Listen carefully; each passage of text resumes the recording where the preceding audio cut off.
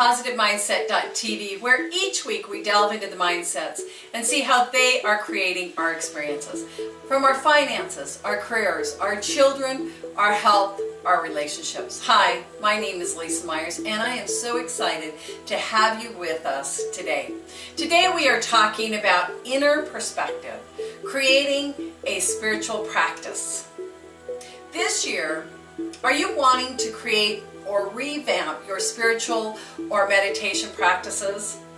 2014, the year of the horse, is the year of inner perspective. The numerology of 7, 2 plus 1 plus 4 equals 7, is about withdrawing, concealing, going inward, healing, and perfecting. Leaving the world of material and entering the world of spiritual contemplation.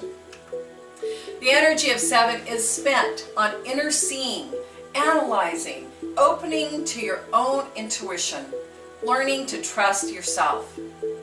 My friend told me, if you are always seeking outside of yourself, you will always be seeking. You will find what you are looking for when you look inside. There is a story of a master asking his disciples where to hide the special gem of truth, where man cannot find it. The first disciple said, "We should hide it. We should hide the gem of truth in the highest mountains where man cannot climb." The master replied, "No, man is very ingenious. He would find a way to reach the highest mountains." The next disciple replied, "Let's bury it in the deepest part of the ocean.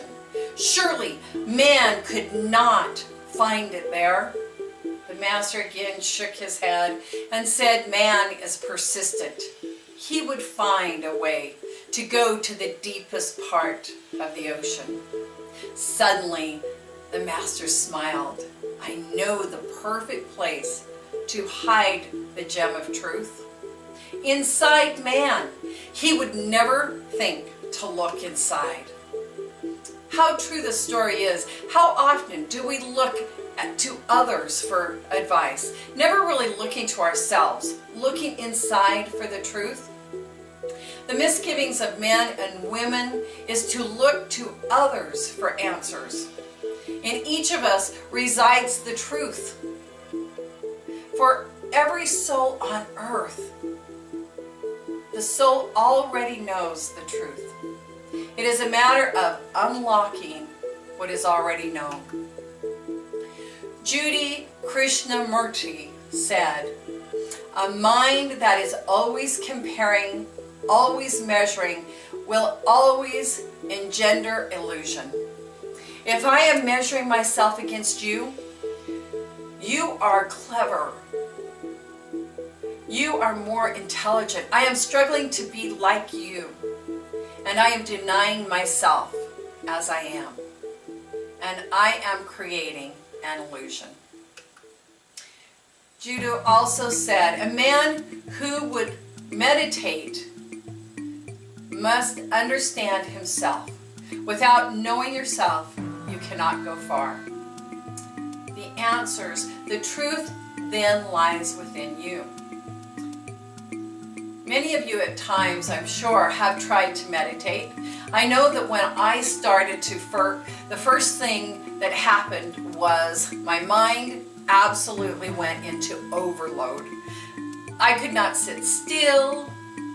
All kinds of thoughts would come into my mind, and there was all sorts of distractions. The dogs all of a sudden wanted to sit on my lap.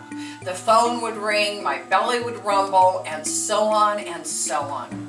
It was very frustrating. I figured what was the use, and I didn't know how to do it anyway, and so I would stop. Then I read a great book by Ram Dass, Journey of Awakening, a meditator's guidebook. Ram Dass said in his book, "When you begin meditation, you may approach it as you would a new course in school, a new method to learn, a new goal to achieve." I started looking at it like when I started exercising. At first, I would feel awkward and uncomfortable, but after a while, it became easier. I stopped questioning if I was doing the meditation right and just started doing it. When I first did the meditation, I set a timer for 5 minutes. 5 minutes at first seemed like an eternity.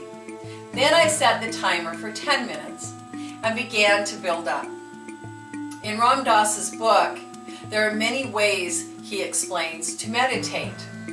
You do not have to just sit down and count your breaths. I started trying different ways to meditate. I found that when I was jogging, it was a great time to meditate. I also, when I was riding a motorcycle, I would tell my friends it was like meditation on 2 wheels because you have to be so focused on what is going on around you and being safe.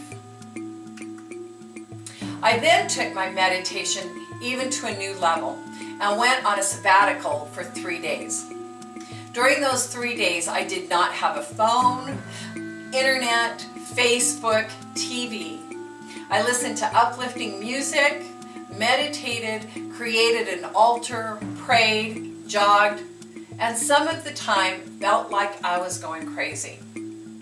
But in the end, I loved the quiet, the inner perspective, the clarity I received, and the direction I was heading. Now my spiritual practice is between 1 and 2 hours each morning. No matter where you are starting, I invite you to begin a daily inner perspective. Stop looking for the answers outside of yourself. Look for the hidden gem of truth that lies within you. You are an incredible, powerful person, and you will see the truth, and that truth will set you free. If you like what has been shared today, share it on Twitter, Facebook, Pinterest, and Google+. You can find me on lisamyers.com, Blog Talk Radio /Lisa Myers, and PositiveMindset.tv. Each week, we have a longer version on the Blog Talk Radio show, so I invite you to go there and listen to more that's going on. Until next week, when you look inside for the gem that you are, the world will be a better place.